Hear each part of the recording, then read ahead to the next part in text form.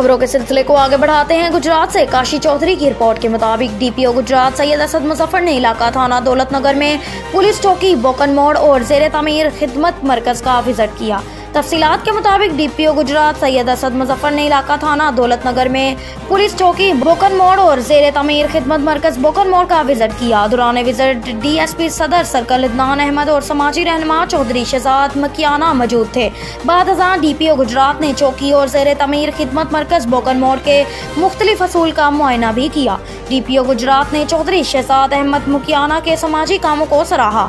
इस मौका पर डीपीओ गुजरात सैयद असद मुजफ्फर का कहना था कि थाना दौलतनगर के इलाका बोकन में पुलिस चौकी कायम करने से बोकन मोड़ के गिरदोनवा में होने वाली वारदातों को कंट्रोल करने में काफी हद तक मदद मिली है। रोड स्नैचिंग और दीगर किस्म की वारदातों को भी कंट्रोल किया जा सकेगा, जबकि खिदमत मरकज मुकम्मल होने के बाद इलाका की अवाम को ड्राइविंग लाइसेंस, करैक्टर सर्टिफिकेट समेत दीगर तमाम सहूलियात एक छत तले मुहैया होंगी, जिससे इलाके की अवाम मुस्तफीद हो सकेगी।